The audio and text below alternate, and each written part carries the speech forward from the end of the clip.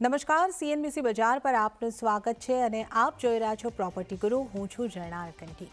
તો પ્રોપર્ટી ગુરુનો આ ખાસ એપિસોડ આપણે ખાસ કરી રહ્યા છે કારણ કે સેબી દ્વારા રીટ્સ એટલે કે real estate investment trust regulations 2014ની અંદર સ્મોલ અને મીડિયમ રીટ્સ માટે રેગ્યુલેટરી ફ્રેમવર્ક લાવવાના એમેન્ડમેન્ટને મંજૂરી આપવામાં આવી છે. આ એક અપડેટ છે, એની કેવી ઇમ્પેક્ટ ફ્રેક્શનલ ઓનરશિપ ઉપર આવવાની છે એ અંગેની આપણે ખાસ વાત કરવાના છે અને સાથે જ આપણા દર્શકોને આપણે એ પણ સમજાવીશું કે ફ્રેક્શનલ ઓનરશિપ હોય છે શું, કઈ રીતે રોકાણ કરી શકાય છે અને આ રોકાણથી તમે કેટલા રિટર્ન ઓફ ઇન્વેસ્ટમેન્ટ ROI મેળવી શકો છો. આ તમામ અંગે આજે આપણે ચર્ચા કરવાના છે. આ ચર્ચા કરવા માટે આપણી સાથે એક પેનલ જોડાયેલી છે. મહેમાનોનો હું તમારી સાથે ઓળખાણ કરાવી દઉં. મારી સાથે મુંબઈ સ્ટુડિયોની અંદર જોડાયા છે સૌરભ વોરા, જેઓ ફાઉન્ડર અને CEO છે અલાઇફના, અને આ સાથે જ બેંગ્લોરથી મારી સાથે જોડાયા છે નિહાર શાહ, જેઓ છે ડિરેક્ટર અને ઇન્વેસ્ટમેન્ટના હેડ સ્ટ્રેટાથી, અને હૈદરાબાદથી જોડાયા છે પૃથ્વી રેડ્ડી, જેઓ ફાउंडर અને CEO છે एसेट मॉन्कना. तो आप त्रणेनु आप तीनों का बहुत बहुत स्वागत है इस शो के अंदर. तो सबसे पहले यहाँ पे जो हम આજે આપણે જે ખાસ કરીને અહીંયા આગળથી વાત કરવાની છે, જે રીતે મેં આપને જણાવ્યું કે આ આખી વાત છે જે ફ્રેક્શનલ ઓનરશિપને લઈને આ વાત કરવાના છે. અને અહીંયા આગળથી જે આપણે પહેલાં ઉલ્લેખ કર્યો કે સેબી દ્વારા એક એમેન્ડમેન્ટને મંજૂરી આપવામાં આવી છે. હવે આ જે મંजूरी આપવામાં આવી છે, सौरभ, मैं आपसे समझना चाहूँगी कि इसमें ख़ास तौर पे बताया गया है कि रीट्स को लेकर ये मंजूरी जो है वो यहाँ पे बताई गई है कि रीट्स के लिए ये स्मॉल टू मीडियम रीट्स के लिए ये एक अमेंडमेंट को मंजूरी मिलती हुई दिखाई दे रही. तो सबसे पहले मैं ये समझना चाहूँगी कि डिफरेंस क्या है ये रीट्स में और फ्रैक्शनल ओनरशिप में. जी, सबसे पहले तो शुक्रिया मुझे यहाँ पे बुलाने के लिए स्टूडियो पे. जैसा कि जो रीट्स का कॉन्सेप्ट इंडिया में था, real estate investment trust, government SEBI के द्वारा रीट जब इनकॉर्पोरेट करी गई थी तो 500 करोड़ के ऊपर का जो भी असेट था, कमर्शियल वेयर हाउस और कोई भी रियल एस्टेट का असेट क्लास, उसको स्टॉक मार्केट पर लिस्ट करा जाता था और उसके शेयर्स बायर्स खरीद सकते थे, जो निवेश करते वो लोग खरीद सकते थे. लेकिन जो 500 करोड़ के नीचे के असेट क्लास है उस पर कोई भी रेगुलेटरी बॉडी उसको गवर्न नहीं कर रही थी. उस कारण से काफ़ी फ्रैक्शनल ओनरशिप प्लेटफॉर्म जो कि हम लोग अभी तक आरूसो के अंतर्गत अपनी इन कंपनीज को इनकॉर्पोरेट करते थे, जिस पे ये असेट्स को खरीदा जाता था और इसकी बाइंग और सेलिंग वहाँ पर होती थी. सेबी के द्वारा जो ये अभी इनिशिएटिव लिया गया है, उससे जो अब 500 करोड़ के नीचे के इन्वेस्टमेंट्स है, जो भी असेट्स अब 500 करोड़ के नीचे लेकिन 50 करोड़ के ऊपर है, ये वाले असेट क्लास को अब सेबी रेगुलराइज करना चाहता है, जिससे कि ये वाली इंडस्ट्री भी, जो छोटे फ्रैक्शनल ओनरशिप प्लेटफॉर्म प्लेयर भी है, ये सेबी के होने का फ़ायदा उठा सकते हैं. तो इससे ये होता है कि जितने भी छोटे निवेश करने वाले लोग होते हैं, नहीं तो जो लोग छोटा असेट खरीदना चाहते हैं कंपेयर टू रीट, क्योंकि जो अभी की तारीख में रीट इंडिया पे मौजूद है, ये एम्बेसी की रीट है और 2-3 कंपनीज के, ये बड़े बड़े कॉर्पोरेट और टेक पार्क्स के हैं. अब ये MSME रीट आने से क्या होता है, हॉलीडे होम जैसा असेट क्लास, नहीं तो छोटे ऑफिसेज, छोटे वेयर हाउसेज, इन सबको भी एक प्लेटफॉर्म मिल जाता है, एक सेबी का सहारा मिल जाता है इसको लिस्ट करने का. और निवेशकारों के लिए एक ये अच्छी फ़ायदा हो जाता है कि उनको पता है कि अब ये रेगुलेटेड है, तो सारी चीज़ें सेबी पहले ही एनालाइज कर लेता है, जिससे इन्वेस्टर्स आर सिक्योर्ड. उनकी सेफ्टी को देख के इस पर काफ़ी बड़ा योगदान सेबी की तरफ से मिलता है. ઓકે, તો આ એક સેબી દ્વારા એક જે પહેલ છે અહીંયા આગળથી કરવામાં આવી છે. તો મોટી વસ્તુ જે આપણે સમજવાની છે કે 500 કરોડથી નીચેના જે રીટ્સ છે એને માટે આ અહીંયા આગળથી આ લાગુ થઈ રહ્યું છે. એટલે રોકાણકારને હવે વધુ ભરોસો રાખીને, સરળતા રાખીને અહીંયા આગળથી જો તમારે ઇન્વેસ્ટમેન્ટ કરવું હોય તો તમે ચોક્કસપણે કરી શકશો. નિહાર, મારે તમારી પાસેથી આ જ સમજવું હતું કે એક જે આપણે કહીએ કે સમજ જે છે કે રીટ્સ જે છે એ કમર્શિયલ ની અંદર કામ કરે છે, અને જે આપણે ફ્રેક્શનલ ઓનરશિપની વાત કરીએ છીએ, આ હોલિડે હોમની એક આપણે જેને કહી શકીએ કે ફ્રેક્શનમાં ઓન કરવાની વાત છે. આ ડિફરન્સ છે કે હજી કંઈક અલગ વસ્તુ છે? આ બંને એકબીજાને રિલેટેડ છે, ડિફરન્ટ છે? શું છે? એક રોકાણકાર તરીકે કઈ રીતે તમે રોકાણકારને જો સમજવું હોય એક સરળ ભાષામાં, તો તમે કઈ રીતે સમજાવશો? જી, તો આમાં સૌથી પહેલા આપણે એ સમજવાનું છે કે ટોટલ ઇન્ડિયામાં જેટલા બી હાઉસહોલ્ડ એસેટ્સ છે એ ટોટલ 11 ટ્રિલિયન એસેટ છે, $11 ટ્રિલિયન વર્થ ઓફ એસેટ્સ છે. એના 50% હજુ બી રિયલ એસ્ટેટમાં ઇન્વેસ્ટેડ છે. રિયલ એસ્ટેટ એક એસેટ ક્લાસ આપણે ગણીએ તો હજુ બી તમે જુઓ તો 50 to 60% ઇન્વેસ્ટમેન્ટ રિયલ એસ્ટેટમાં જ થાય છે, પણ એ ફિઝિકલ રિયલ એસ્ટેટમાં થાય છે. જેવી રીતે ગોલ્ડ, ઇક્વિટી એ બધામાં તમારી પાસે ઓલ્ટરનેટ વે છે ઇન્વેસ્ટ કરવાના, તો એવી રીતે હવે રિયલ એસ્ટેટમાં બી ફિઝિકલ રિયલ એસ્ટેટ છોડીને આપણે અલગ અલગ ઓલ્ટરનેટ રૂટથી આપણે ઇન્વેસ્ટ કરી શકીએ છીએ. સૌથી પહેલા છે રીટ, જે તમે વાત કરી પહેલા, જે 500 કરોડ અને એની ઉપર આવે. બીજું છે ફ્રેક્શનલ ઓનરશિપ, જે અમે ચાલુ કરી છે, લગભગ 4 વર્ષ થયા. સ્ટાટાએ લગભગ 1200 કરોડ વર્થ ઓફ ઇન્વેસ્ટમેન્ટ કર્યું છે 32 એસેટમાં.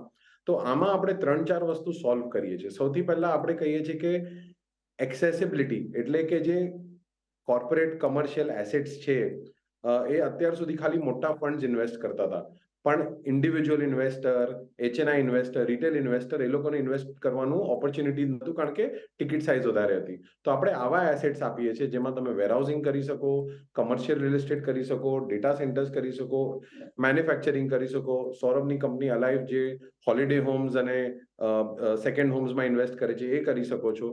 So basically this is an alternate way of investing in real estate. હવે આમાં તમે કોઈ બી એસેટ ક્લાસ, રિયલ એસ્ટેટમાં તમે કશામાં બી ઇન્વેસ્ટ કરી શકો છો. પણ મેજર જે ડિફરન્સ છે બિટવીન રીટ અને ફ્રેક્શનલમાં, જે હવે એમએસએમઈ રીટ બનવાનું છે, એમાં છે કે તમે એસેટ ટુ એસેટ ઇન્વેસ્ટમેન્ટ કરી શકો છો એમએસએમઈ રીટમાં. Ticket size of the asset, જેવી રીતે સૌરભે કીધું, એ 50 કરોડ અને એની ઉપર હોઈ શકે છે. અને તમે ઇઝીલી ડાયવર્સિફાય કરી શકો છો. તમે રીટમાં આવો તો રીટમાં તમારી પાસે ચોઇસ નથી હોતો. તમે 1 લાખ રૂપિયા ઇન્વેસ્ટ કરો તો એ 1 લાખ રૂપિયો ફિક્સ્ડ પોર્ટફોલિયોમાં જાય છે, જે રીટ ફંડ મેનેજર ઇન્વેસ્ટ કરે છે. આમાં ટિકિટ સાઇઝ અત્યારે 25-50 લાખ છે ફ્રેક્શનલ ઓનરશિપમાં, જે ઓછી થઈને 10 લાખ સુધી આવી શકે છે જ્યારે એમએસએમઈ રીટની ફાઇનલ ફ્રેમવર્ક આવશે. તો એ તમે 10 લાખ તમે એક એસેટમાં નાખી શકો, પણ એટ ધ સેમ ટાઈમ તમારે 10-10 લાખ કરીને તમે મલ્ટિપલ એસેટ્સમાં ઇન્વેસ્ટ કરી શકો છો, જે તમારે ચૂઝ કરવાનું છે. એ હોલિડે હોમ હોઈ શકે છે, કમર્શિયલ રિયલ એસ્ટેટ હોઈ શકે છે, વેરહાઉસિંગ હોઈ શકે છે, ઇન્ડસ્ટ્રીયલ હોઈ શકે છે, ક્યાં તો ડેટા સેન્ટર્સ, મોલ્સ, કંઈ બી હોઈ શકે છે. તો આ બેઝિક અને બ્રોડ ડિફરન્સ છે બિટવીન રીટ અને ફ્રેક્શનલ ઓનરશિપ, જે હવે રેગ્યુલેટ થશે સેબીથી ઇન્ટુ એમએસએમઈ રીટ. ઓકે, તો આ એક મહત્ત્વ છે જે આપણે અહીંયા આગળથી ખાસ કરીને સમજી રહ્યા છે કે અહીંયા આગળ જે મોટો ફરક છે રીટ્સની અંદર અને ફ્રેક્શનલ ઓનરશિપની અંદર, તો રીટ્સને માટે એક પોર્ટફોલિયો છે જ્યાં તમારું એક રોકાણ થઈ શકે છે, અને ફ્રેક્શનલ ઓનરશિપની અંદર તમે એક બંગલો કે એક હોલિડે હોમ જેને અહીંયા આગળથી કહી રહ્યા છો એની અંદર પણ રોકાણ હોઈ શકે છે, અને આ રોકાણ કદાચ તમારું જો આપણે જેને કમર્શિયલ પ્રોપર્ટી હોય તો એની અંદર પણ હોઈ શકે છે. તો આ એક મહત્ત્વનો મુદ્દો અહીંયા આગળથી समझाने આપણે અહીંયા આગળથી कोशिश करी है. अब पृथ्वी जी, आपसे मुझे ये समझना है कि जब हम बात करते हैं फ्रैक्शनल ओनरशिप की, ये ट्रेंड इंडिया में कितना, हम लोग जैसे कि हम देख रहे हैं कि 1 साल से पिछले हम अगर इसको डिस्कस कर रहे हैं, देख रहे हैं, मगर यूएस, यूके, चाइना, यहाँ पे ये बहुत ही पॉपुलर एक रह चुका है. तो किस तरीके से आप देख रहे हैं, is it sizeable market in India? Yeah, I think that's a pretty good question. So we have seen an interesting trend in India. So basically, COVID ke time pe, when people had a lot of time, all of they were looking at alternative investments. You have rightly pointed out mature markets like developed markets like US, UK, etc. Yeah, REITs and then the fractional ownership as a concept has far evolved. In fact, US can be the big daddy of all the REIT industry. More than half of the REITs are all in the US. And even the fractional ownership has started in a big way in the US from their act called the Jobs Act in 2013, where they have created a clear framework of how to invest as a crowdsourcing investment. Right? And some of their platforms there have grown to the tune of a few $1 billion in each of these platforms. 4 billion, 6 billion, all these kind of investments have gone through their platforms. And as far as India is concerned, we have caught on this trend क्योंकि हमेशा ये requirement था कि commercial, as the earlier speaker also pointed out, India में हर 100 rupees में 50 to 60 rupees के बीच में it all goes into real estate. This is the one single biggest asset class all the remaining assets put together, gold or FDs or else mutual funds, all of them put together is not equivalent to the real estate exposure. But that said, this largest asset class requires a little more wealth management approach, requires a little more measured approach. That is where fractional ownership comes into picture rather than मेरे पास इतना पैसा है, मेरे पास 2 घर है, तीसरा घर ले लूँ क्या? Versus can I get into other alternative investments which can give me some returns? But इसमें commercial real estate में the size of the ticket was always the barrier. That is when platforms like us come into picture where we try to cut down or break down this barrier to smaller ticket sizes. And this trend has caught on. In the last 3 years, it has grown multiples every year, right? To the tune of the formal, informal put together. Hamara fractional ownership industry is almost half of the REIT industry in India. That's what I can say. This is as big as that. And Abhi SEBI's proactive approach, that too at a very early stage. This industry is still at a very nascent stage. Even at this stage, SEBI has come in proactively and tried to make it a formal investment vehicle, means much more liquidity is going to come to the sector. Okay, તો અહીંયા આગળથી આપણે જે ખાસ કરીને વાત કરી કે મોટું અહીંયા આગળથી જે ફ્રેક્શનલ ઓનરશિપનું કે રીટ્સનું જે મહત્ત્વ છે એ છે કે રિયલ એસ્ટેટમાં જ્યારે કોઈ રોકાણકારને રોકાણ કરવું હોય તો ટિકિટ સાઇઝ જે છે, રોકાણની રકમ જે છે એ ઘણી મોટી લગાડવી પડતી હોય છે અને આને કારણે ઘણી વખત નાના રોકાણકાર રિયલ એસ્ટેટની અંદર રોકાણ નથી કરી શકતા. ફ્રેક્શનલ ઓનરશિપ અને રીટ્સ એ આનો એક વિકલ્પ ચોક્કસપણે આપી રહ્યું છે. सौरभ जी, आपसे अब आगे ये समझना है कि जिस तरीके से हमने यहाँ पे ये बात को समझाया कि ये एक हमें छोटे जो निवेशक है, रिटेल इन्वेस्टर है, उनको एक छोटी टिकट साइज़ में निवेश करने का रियल एस्टेट में एक मौका दे रहे हैं. तो मुझे आपसे ये समझना है कि छोटा मतलब कितना छोटा, कौन सा मिनिमम अमाउंट वो रहता है कि जिसको हम यहाँ पे इन्वेस्ट कर सकते हैं. और आपसे मैं ये भी समझना चाहूँगी कि आपके कितने प्रोजेक्ट्स हैं या कहाँ कहाँ पे प्रोजेक्ट है, किस तरीके से काम कर रहे हैं, इसमें से क्या आपने रिटर्न्स जो जनरेट करके अपने इन्वेस्टर्स को दिए हैं, एक आप अगर हमारे दर्शकों को थोड़ा समझा पाए. जी बिल्कुल. सबसे पहले तो जैसे नेहार और पृथ्वी ने अभी बताया कि इट्स अ बहुत वेलकमिंग मूव है सेबी का कि उन्होंने इतनी जल्दी स्टेज पे फ्रैक्शनल ओनरशिप प्लेटफॉर्म को देखा और परखा और उन्होंने समझा कि ग्लोबली ये बहुत बड़ा होते जा रहा है, तो ये राइट टाइम है इंडिया के लिए भी इसको रेगुलराइज करने का. तो इससे हम सारे प्लेटफॉर्म्स को एक डायरेक्शन मिलता है कि किस तरीके से हम अपने व्यापार को अब और तेज़ी से बढ़ा पाए. बिकॉज एक चीज़ पक्का है कि सारे प्लेटफॉर्म्स पे जो आज की तारीख में निवेश हो रहा है, ये वो लोग हैं कि जो बड़े असेट्स को इंडिविजुअली नहीं खरीद पा रहे थे. मतलब ये लोग ना 25 करोड़ 50 करोड़ का ऑफिस वेयर हाउस, नहीं तो हॉलीडे होम 2 करोड़ का खुद खरीदने की जगह हम लोग इसे फ्रैक्शन पे खरीद रहे थे.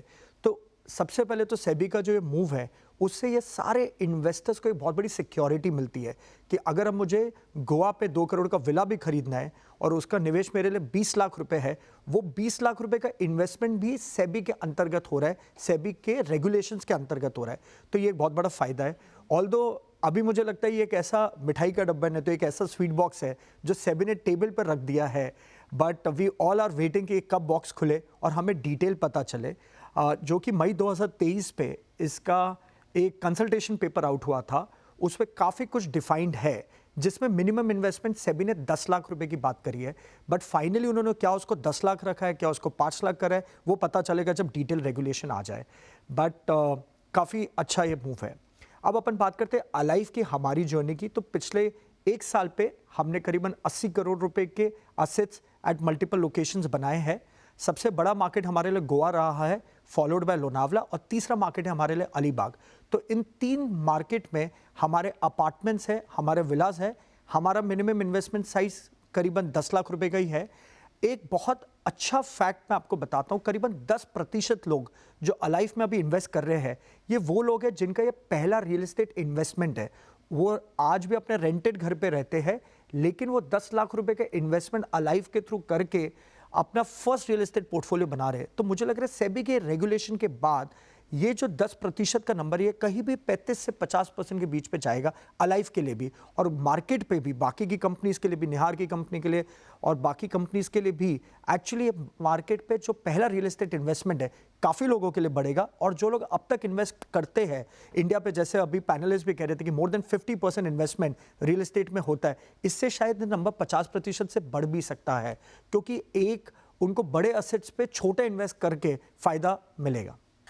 નિહાર, હવે મારે તમારી પાસેથી પણ એ જ સમજવું છે કે તમારું જે આ ફ્રેક્શનલ ઓનરશિપનું પ્લેટફોર્મ છે એ કઈ રીતે કામ કરે છે, અને બીજો એક પ્રશ્ન પણ, થોડો સમયનો અભાવ છે એટલે હું અહીંયા આગળથી ઉમેરી લઉં છું કે આ સેબીના જે આ એમેન્ડમેન્ટને મંજૂરી મળી રહી છે એના પહેલાં અને એના પછી એ બે આપણે જો ફરક કરવો હોય તો કેવો મોટો ફરક આપણને આવતો દેખાશે? શ્યોર. તો અમારું જે પ્લેટફોર્મ છે સ્ટ્રાટા, એ 4 વર્ષ પહેલા અમે લગભગ 4 વર્ષ પહેલા ચાલુ કરેલું. આજની તારીખમાં અમે લગભગ 32 ઇન્વેસ્ટમેન્ટ્સ કર્યા છે. બોમ્બે, બેંગ્લોર, જયપુર, ચેન્નઈ, હૈદરાબાદ, પુણે, આ બધા જ લોકેશનમાં અમે લોકો ઇન્વેસ્ટમેન્ટ્સ કર્યું છે, અને લગભગ 1200 કરોડ જેવું ઇન્વેસ્ટમેન્ટ થયું છે. હવે આજે એક ઇન્વેસ્ટર છે જે 25 લાખ રૂપિયા લઈને ઇન્વેસ્ટ કરવા નીકળ્યો છે રિયલ એસ્ટેટમાં, તો તમને એ 25 લાખમાં લેન્ડ તમે નહીં લઈ શકો. રેસિડેન્શિયલ અપાર્ટમેન્ટ તમે લેવા જાઓ ટાયર 2 કે ટાયર 3 સિટીમાં તો તમને મળશે, પણ એ તમે ભાડા પર આપો તો એનું રેન્ટલ ઇન્કમ જે આવે, જે ઇન્ટરેસ્ટ આવે, એટલે જે પર્સન્ટેજ આવે એ તમારું 2 થી 3% આવે છે. એટલે કે ઘણા બધા રિટેલ અને HNI અને ઇન્ડિવિજ્યુઅલ ઇન્વેસ્ટર ને commercial real estate, warehousing, industrial આ બધામાં ઇન્વેસ્ટ કરવું છે, જેમાં 8 થી 8.5% તમારું બેર મિનિમમ રેન્ટલ ઇન્કમ આવે, જે તમને ઓબ્વિયસલી દર મહિને પે થાય. અને આના ઉપરાંત જ્યારે આપણે એસેટ વેચવા જઈએ તો જે કેપિટલ ગેઇન થાય, એસેટની જે વેલ્યુ વધે, એ બી પાસ ઓન થાય ઇન્વેસ્ટરને. એટલે લગભગ 12 થી 14% જેવું તમે રિટર્ન ઇઝીલી આમાં બનાવી શકો છો. ધ ગુડ પાર્ટ ઇઝ જરના કે આમાં તમે ઘરે બેસીને તમે અક્રોસ ધ સિટી, એટલે અલગ અલગ સિટીમાં, અલગ અલગ એસેટ ટાઈપમાં અને અલગ અલગ ટેનન્ટમાં ઇન્વેસ્ટ કરી શકો છો. તમને 10 સેકન્ડમાં હું તમને 2-3 એસેટ કહી દઉં. અમારા ઓફિસ એસેટ એવા છે કે અમારું હૈદરાબાદમાં એક એસેટ છે જેમાં UBS બેંક એટલે સ્વિસ બેંક ટેનન્ટ છે. બેંગ્લોરમાં અમારું એક ઓફિસ એસેટ છે જેમાં પ્યુમા, આપણી જે સ્પોર્ટ્સની કંપની છે, પ્યુમાનું હેડ ઓફિસ છે. અમારા જયપુરમાં એક એસેટ છે જેમાં હેવલ્સ કરીને એક જે કંપની છે જે કેબલ્સ ને વાયર્સ બનાવે છે, એ ટેનન્ટ છે. અમારા બોમ્બેમાં ઘણા બધા એસેટ છે, જેમાંથી એક પ્રોમિનન્ટ એસેટ છે જેમાં સેન્ટ ગોબેન, હેન્કેલ, DP વર્લ્ડ, આવા ઘણા બધા ટેનન્ટ્સ છે. વેરહાઉસિંગ પર આપણે આવીએ તો હોસુર કરીને એક એરિયા છે કર્ણાટકા અને તમિલનાડુની બોર્ડર પર, ત્યાં માઇક્રોપ્લાસ્ટિક, વેકફિટ, આવા ઘણા બધા ટેનન્ટ છે. ડીમાર્ટ કરીને એક અમારો ટેનન્ટ છે બેંગ્લોર પાસે, અને બીજા એક વેરહાઉસિંગમાં. તો આજે એક ઇન્ડિવિજ્યુઅલ ઇન્વેસ્ટર 25 લાખથી માત્ર ઇન્વેસ્ટમેન્ટ ચાલુ કરી શકે અને ઓન કરી શકે આવા એસેટ. અમે એક બીજો પ્રોગ્રામ કાઢ્યો છે જેમાં અમને જોયું છે કે ફિમેલ, ફર્સ્ટ ટાઈમ ફિમેલ ઓર વિમેન ઇન્વેસ્ટર ઇન્વેસ્ટ કરે, અને એ લોકો માટે અમે અમુક સ્લોટ્સ રાખ્યા છે 15 લાખના બી, કે એ લોકોના ફર્સ્ટ ઇન્વેસ્ટમેન્ટમાં એ લોકો 15 લાખ ઇન્વેસ્ટ કરી શકે. તો મારા હિસાબથી this is a new way, આ નવો તરીકે છે આવા એસેટ્સમાં ઇન્વેસ્ટ કરવાનું. તમે બોમ્બે, ઇન્ડિયા, વર્લ્ડમાં કશે બી બેઠા હો, તમે ઇન્વેસ્ટ કરીને તમારું રેન્ટલ યીલ્ડનો પોર્ટફોલિયો બનાવી શકો છો, જે કમ્પ્લીટલી મેનેજ થાય છે બાય કંપનીઝ લાઈક સ્ટ્રાટા, પૃથ્વીની કંપની છે અને સૌરભની બી કંપની છે. તો અમે લોકો એન્ડ ટુ એન્ડ મેનેજ કરીએ છીએ. હવે સેબીનો આ જે મૂવ છે, આપ જે વેરહાઉસિંગની અંદર ફ્રેક્શનલ ઇન્વેસ્ટમેન્ટ કરાવી રહ્યા છો, એમાં સરેરાશ એક એપ્રોક્સિમેટ ROI કેટલી મળે છે ઇન્વેસ્ટરને? તો અપ્રોક્સિમેટ તમે ઓવરઓલ IRRની જે વાત કરો, રિટર્નની વાત કરો, તો ટાર્ગેટ IRR અમારું હોય છે એનીવેર બિટવીન 12 to 14%. પણ અમે અત્યારે એક એસેટ એક્ઝિટ કર્યું છે, જે રિટર્ન અમારા ક્લાયન્ટ્સને એક્ઝિટ આપ્યું છે, લગભગ 14 થી 15%નું એક્ઝિટ આવ્યું છે. પણ on a conservative side rental income આપણને આવે 7 થી 9%ની વચ્ચે, અને જ્યારે પ્રોપર્ટી વેચીએ તો પ્રોફિટ કેપિટલ ગેઇન મળે તો ટોટલ રિટર્ન જે આપણું બને એ લગભગ 12 થી 14%નું એક્સપેક્ટ કરી શકો છો તમે. ઓકે. અને ઇન્ડિયામાં મેક ઇન ઇન્ડિયા જે ફોકસ છે આપણી કરંટ ગવર્મેન્ટનું, એના પછી આપણે જોયું છે કે મેન્યુફેક્ચરિંગ એક્ટિવિટી 10 ટાઈમ્સ વધી ગઈ છે ઇન્ડિયામાં. એટલે એનું બેનિફિટ લેવા આપણે વેરહાઉસિંગ, ઇન્ડસ્ટ્રીયલ અને eventually India is becoming the back office capital of the world. એટલે આજે જેટલું તમે MNC કંપનીઝ બી જુઓ છો અને ઇન્ડિયન કંપનીઝ જુઓ છો, એ લોકો ઇન્ક્રીઝડ ઓફિસ સ્પેસ લયા કરે છે. લાસ્ટ 2 થી 3 વર્ષથી એ લોકોની ડિમાન્ડ વધતી જ જાય છે. તો મારા હિસાબથી કમર્શિયલ રિયલ એસ્ટેટ માં તમે આજ પછી જોશો વધુ ઇન્વેસ્ટમેન્ટ આવશે એઝ કમ્પેર ટુ રેસિડેન્શિયલ. હવે સેબીની વાત કરીએ, તમારો જે બીજો ક્વેશ્ચન હતો, સેબીનો move is a very welcome move, કારણ કે આપણે બીજી ઇન્ડસ્ટ્રી જોઈએ, મ્યુચ્યુઅલ ફંડ ઇન્ડસ્ટ્રી જોઈએ, તો મ્યુચ્યુઅલ ફંડનું આજનું AUM છે 46 લાખ કરોડ. તમે ઇન્સ્યોરન્સ જુઓ, ઇન્સ્યોરન્સનું આજનું AUM છે ઇન્ડિયાનું 55 લાખ કરોડ. એ પ્રમાણેથી, અને રિયલ એસ્ટેટ જે મેક્સિમમ ઇન્વેસ્ટમેન્ટ રિયલ એસ્ટેટમાં જાય છે, એ ઇન્ડસ્ટ્રીમાં જો આપણે એને અફોર્ડેબલ બનાવી દઈએ, આપણે એને એક્સેસિબલ બનાવી દઈએ, અને સેબી એ જ કરે છે. સેબી કહે છે કે તમારું ઇન્વેસ્ટમેન્ટ સાઇઝ બહુ ઓછી થઈ જશે, ફાઇનલ નંબર્સ કે ફાઇનલ ફ્રેમવર્ક આવશે પછી ખબર પડશે, બટ મારા હિસાબથી 10 લાખની આસપાસ થવું જોઈએ. જો એ આવી જાય છે, તો આજે એક ગ્રેજ્યુએટ જે 1-2 વર્ષ જોબ કરે એના પછી એ બી ઇન્વેસ્ટ કરી શકે છે રિયલ એસ્ટેટમાં, કે પછી કોઈ ન્યુક્લિયર ફેમિલી છે, હસબન્ડ વાઇફ સાથે એ લોકો ઇન્વેસ્ટ કરતા, એ લોકો બી કરી શકે છે. તો તમારે 10-15 વર્ષ વેઇટ કરવાની જરૂર નહીં પડે જો તમે કરી શકો છો. તો ઓકે, તો ઇન્વેસ્ટમેન્ટ્સ વધી આગળથી જશે. આપણે ખાસા કરીને આ જે ગાઈડલાઈન આવતી દેખાઈ રહી છે એના ઉપર જો એક અમલીકરણ થાય છે તો એક નાનામાં નાનો રોકાણકાર પણ અહીંયા આગળ ઇન્वेस्टमेंट કરી શકશે आ फ्रैक्शनल ओनरशिप ની અંદર। पृथ्वी जी, अब आपसे भी मैं ये जानना चाहूँगी कि जैसे कि सौरभ जी का जो है वो एक हॉलिडे होम का है, इनका जो है निहार जी का वो है एक इन्वेस्टमेंट अलग तरीके का है। आपका जो प्लेटफॉर्म है वहाँ पे किस तरीके के इन्वेस्टमेंट है और यहाँ से कितना रिटर्न्स आप अगर अप्रोक्सीमेट बता पाए तो कितना मिलता है? We started in movement. Yeah, we went to the market somewhere around 2020. In the last 3 years, we've done investments to the tune of 300 plus crores, 320 odd crores in Hyderabad, Bangalore, Chennai. Now we're also looking at Pune. Our investments are a mix, long stay formats like managed residences, etc., where we picked up the whole building and tried to fractionalize it. An office space like Chennai, we've done marquee asset where Fortune 250 company is one of the is the tenant, and we've also backed some residential projects through debt. So it's a combination of these three structures, and our typical expected IRRs are between 14 to 18%. Now, this is the range we are operating with, and yeah, so till now, we with all these investments have always been self-regulated, like getting reputed lawyers or getting reputed auditors or a trustee escrow mechanism. All of them we have tried to keep self-regulation so that the investors are not exposed to these nuances. They are only exposed to a curated, clean product. Now, with this new move, definitely things are in a very positive direction where we can grow by leaps and bounds. આપણી સાથે આજે 3 અલગ અલગ platform જોડાયેલા હતા, અલગ અલગ રીતના રોકાણ અહીંયા આગળ તમે ફ્રેક્શનલી કરી શકો છો અને એનાથી જે રિટર્ન જનરેટ થાય છે એની પણ આપણે અહીંયા આગળથી વાત કરી છે। तो आप तीनों का बहुत बहुत शुक्रिया हमारे साथ इस शो में जुड़ने के लिए और हमारे साथ इस चर्चा में हिस्सा लेने के लिए। आप तीनों का बहुत बहुत शुक्रिया। तो आ સાથે હાલ મને પણ આપશો રજા, પરંતુ આપ જોતા રહો CNBC બજાર। નમસ્કાર।